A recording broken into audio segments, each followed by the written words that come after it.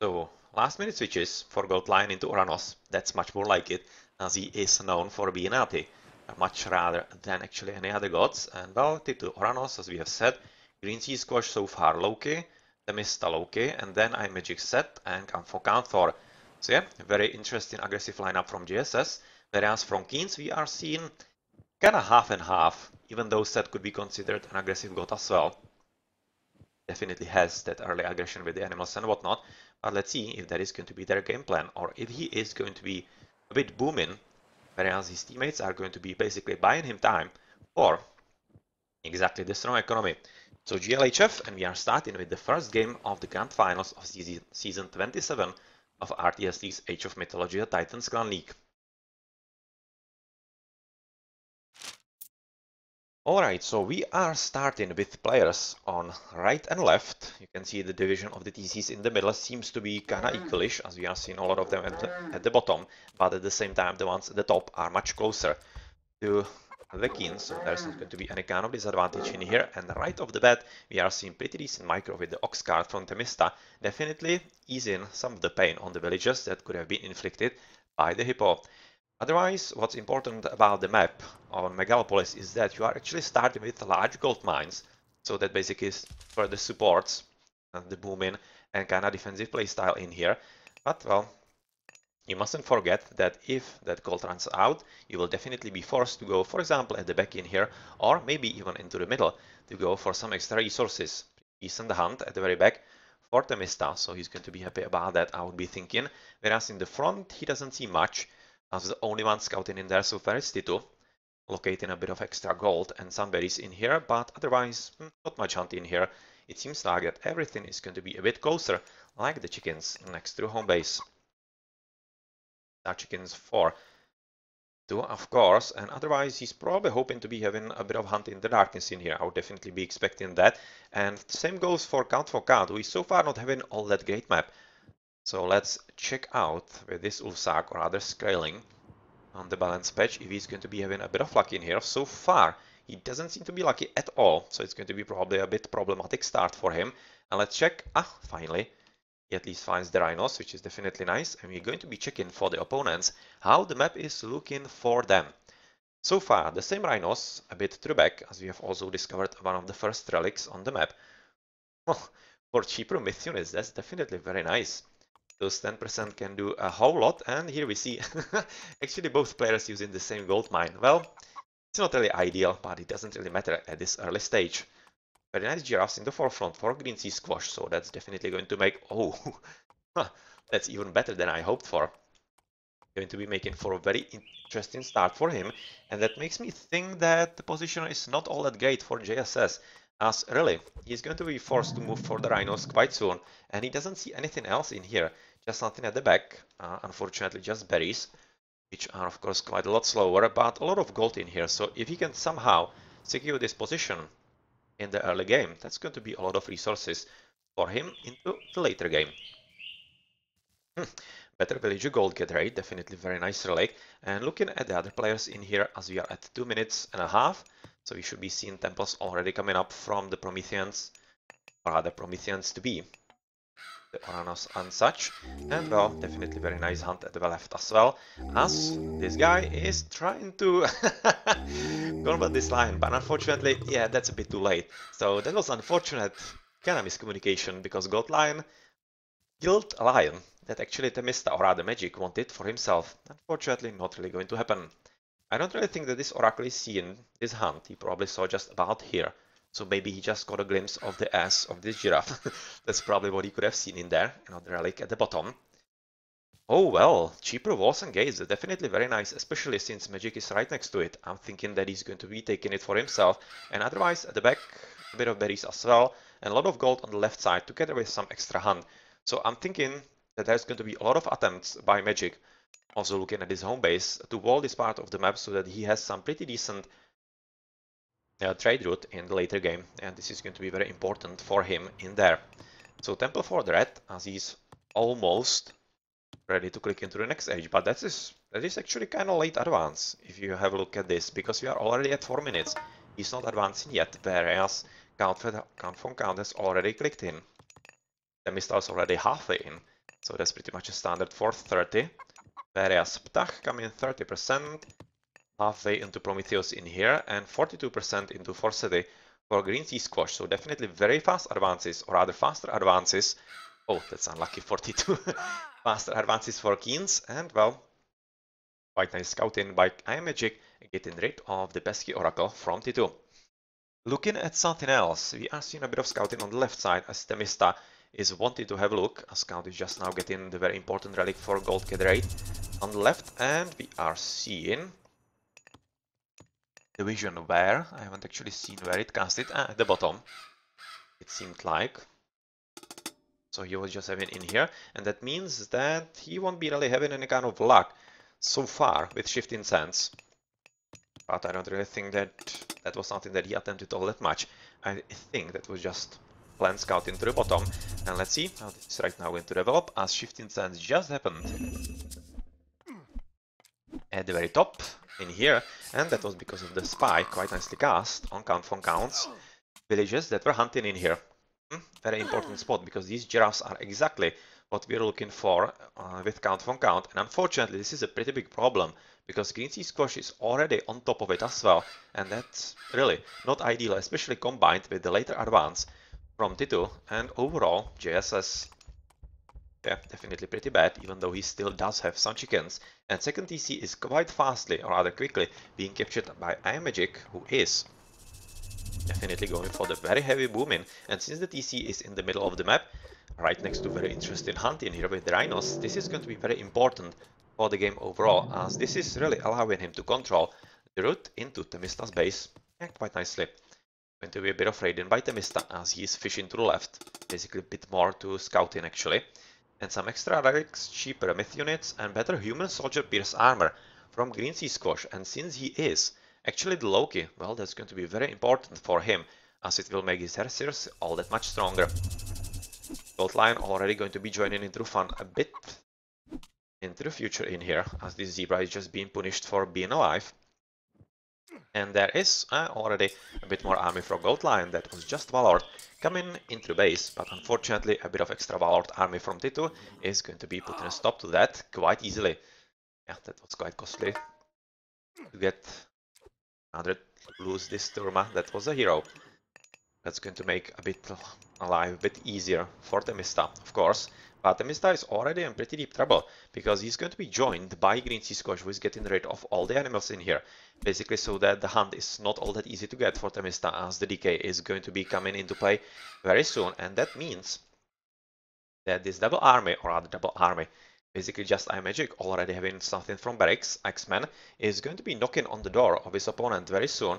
You can already see that this is going to be a bit of a trouble space for him, and he definitely needs to protect it as much as he can. At the same time, he's finally arriving at the top. T2 is nicely scouting once, or rather when the hunt is going to be taken in here, and of course a bit later the market for the Eggy. And well, with a very nicely positioned spy, he definitely knows where to go just now, and he is aiming exactly into that position. Second TC has already been captured in the middle of the map by the blue player, but let's have a look into the backfight that is right now happening exactly in Temista's base. And does he have some army nearby? Yeah, he does, but he's not really showing himself yet, and he's basically letting all the defense be up to T2, and it seems like that it's pretty much fine, as let's face it, those animals are not really strong, Turmas either, and the TC fire is just pretty strong, and wouldn't be really all that great to be fighting under it, which is exactly why KeeNs are retreating. Second TC is already being taken by JSS. Both T2 and on the right side Count for Count are taking those, but there is also a bit of a fight right next to Yellow's second TC. Let's quickly check there. As yeah, the building is unfortunately for JSS disrupted, and Green Sea Squash is doing definitely a pretty great job keeping Count for Count at bay. Yeah, that's a big problem, but with the walling quite nicely positioned, not really that long lasting, because I would be expecting that with the reinforcements being very close by for the yellow player, he should be having a very easy time repelling this army, and that will mean that the TC will be finished in just about a minute or some such.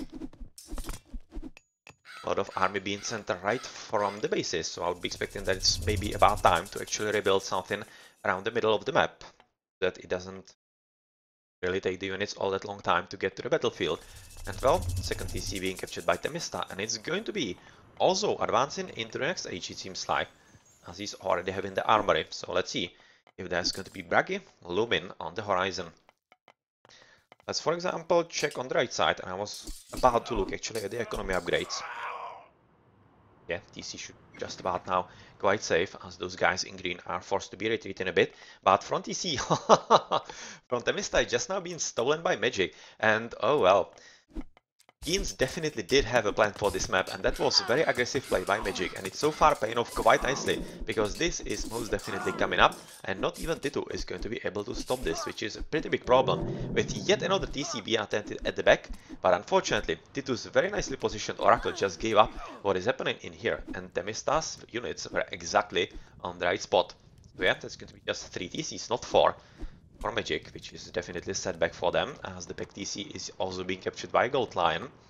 Whereas there's a bit of a fight left on the left, but not much, and I'm fully expecting that it's going to be a bit booming from about now, and it's going to be all about capturing the extra TCs. Yet again, nicely positioned Oracle, as he's basically capturing, or rather taking sight on both of these TCs. They are going to be very important for JSS if they want to be still in the game. And oh well, oh well. This is a very nice raiding from JSS T2, and even though Greasy Squash is going to be at least helping a bit, this was still quite nicely played, disrupting the hunting in here, and yeah, seems like basically the most focal point right now that KeeNs are having on the left, which should definitely open a bit of opportunities on the right, but so far they are being taken just by KeeNs themselves. As you can see, second and third TC already for Green Sea Squash, whereas the one on the left is not going to be captured by Magic. Well, we don't really see like all that much, but they might be seeing some command lag, and I haven't really noticed anything in here. Like some shields or anything. Well, in the meantime, let's check some economy upgrades. 42 Hendax pickaxe, pretty much standard. For count, we are seeing also the base lineup. The last from JSS is going to be Temista, who is having pretty much nothing, but it was kind of expected, as he's already into Heroic Age as the first one, if I remember correctly. Yes, as the first one, and that's definitely going to help him quite nicely, defending against all 3 players on the left side. So this is definitely a very interesting switch in strategy from KeeN so far. Going to be checking on the opponents. Magic just pickaxe. Interesting. Interesting indeed, not advancing into the next age yet. For Gold Lion, we are having the baseline already with Blow, so he's already given up on hunting and such, and not seeing any kind of upgrade or anything on green. Already Bowsaw and Pickaxe, so that's nicely upgraded for him, but he's not aiming for the next age yet, so yeah. And Bragi is already coming for JSS, so it's seeming that the economy advantage is going to be, or rather age advantage is definitely going to be on JSS favor, rather on JSS side, so let's see if it's going to be paying off for them or not, because basically right now it's all about better upgrades on JSS side, whereas KeeNs are going to be having better economy, especially through Magic, but overall the other players are also on better TCs and faster TCs, so yeah, their economy should be better, and let's see if that will be paying off for them or not. You can also see that Temista is right now nicely going to the left side, as he's already going to be advancing into Mythic pretty soon, going for Market on the left side, and he should be, I think, kind of walling, because this is going to be a very important side of the map, especially because of the hunt, or rather of the trade in there, so he should be taking care of it sooner rather than later, and if he doesn't, well, that's of course going to be a bit of a problem for him. Still a bit of raiding going on at the base of KeeN's bases. Those hersters are trying to find something to kill. Fortunately for them, not really successful, as the front EC for count is going to be captured, and that means that there's going to be for him just 1 available in the forefront. Whereas Magic is attempting to take a 4th and 5th, which this one is going to be a bit more problematic for him, but the one in here is definitely a big problem. But yeah, T2 is seeing that exactly, but I'm slightly worried that it's going to be a bit too late. He will have to micro quite a lot on each of these villagers, and Murmilos should be going for damage on it exactly like this. Yep, so this is not going to work out, and very nicely played, especially with the help from Temista.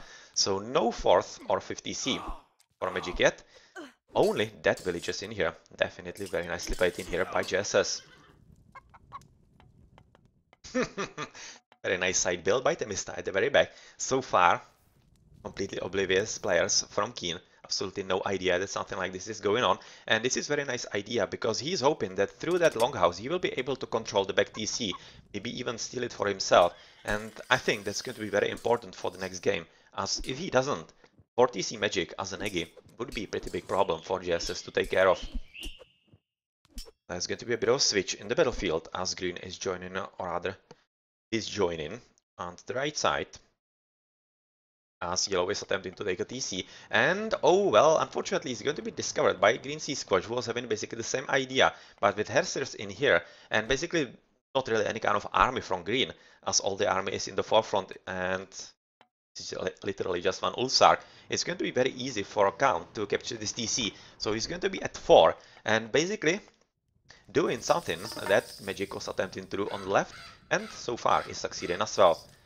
So there's going to be Gamen on gold, yet another very nicely positioned longhouse for Temista, who is going for 30C as well.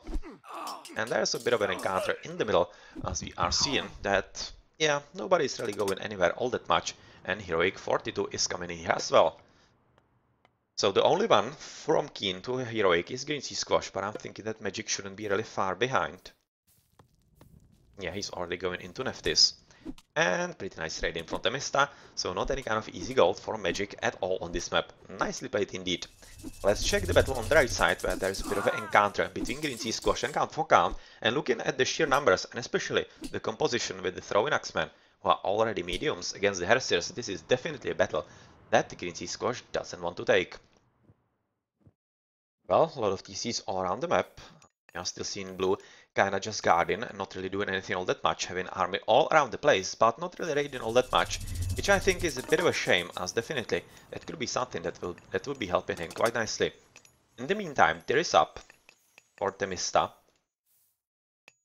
some or rather building upgrades coming from T2, and is he already going into, oh yeah, he is, through Hecate as well. How's it looking for Count? Ah yeah, he is through Balder almost already. Okay, so that's very nice for him. And I'm fully expecting that right after the Fimbul Winter is over, we are going to be seeing Ragnarok in here, and there's a pretty decent raid in at the very top. Temista is most definitely not letting Magic gather anything in there, and those extra buildings at the back are definitely paying off, as they require attention of Magic, which is something that he definitely cannot really spare all that much. Yeah, Wolf is taken care of by the Ancestors. Anything or the use that Magic wanted, I would be guessing in here. And well, exactly, Ragnarok coming in with how many release? 71, that's pretty nice Ragnarok for him. And let's see how much, or rather how many military upgrades, just a baseline, and where we have seen not any kind of extra upgrade. That's a bit of a shame, I think, but still, with the Wolfies right now being killed exactly right here. This wasn't exactly what KeeNs wanted, I'm pretty sure about it, because they were hoping that they can kill some extra villagers before the Ragnarok came, but yeah, that didn't happen, and that means that the Ragnarok is going to be all-powerful in here, and not even Blue is going to be able to stand that storm, because Count von Count is at 40 Cs, whereas Blue at just 3, and he doesn't have any military upgrades, whereas the opponent is having at least the baseline, which is, of course, going to be making quite a big difference. So, Ragnarok of course going quite nicely forward, with absolutely everybody going into the offensive, whereas on the left we are seeing a bit of fight, as Temista together with T2 are having a pretty nice army, or rather establishing pretty nice army in here, and they are in a pretty good position, and of course with the Tartarian Gate being cast, I was thinking that it was somewhere in here. Yeah, it definitely was. And it was overshadowed by the green units in here, and they are most definitely not going to be enough. And without 45 TC for Magic, I'm fairly certain that actually this is coming down. This left TC is coming down, and food economy, at least a bit of it, is going to be disrupted, as this is nicely played by JSS. And well, let's see, the yellow waves of all the soldiers are just going to be wrecking absolutely everything. Gold line losing extra TC, Magic losing a TC. Oh man, Wolfies galore from Temista, exactly from all those temples in here at the very back. You can see how many wolves getting ready for absolutely everything. And flaming weapons, absolutely no counterplay so far from KeeN for that. KeeN was attempting to do so at least, but unfortunately I don't really think that he's going to be having all that strong an army. Very nice attempt, literally all over the place for JSS against KeeN. And well, yeah, this is going to be a very tough time, especially since, yep, at the bottom, T2 together with Temis are doing a good job as well. And even though it looked like KeeN are basically on top of JSS all time long, JSS just waited for it, and well, that was some power spawn, another power swing in the early mythical age for KeeN, another for JSS. Well, that was a good game. That was a really good game, and if I had something to actually point out, it was definitely Temista and his very crucial Radiant at the very back, keeping magic of the TC and really disrupting the gameplay of KeeN's overall, and definitely very nice defense in here from T2 mainly.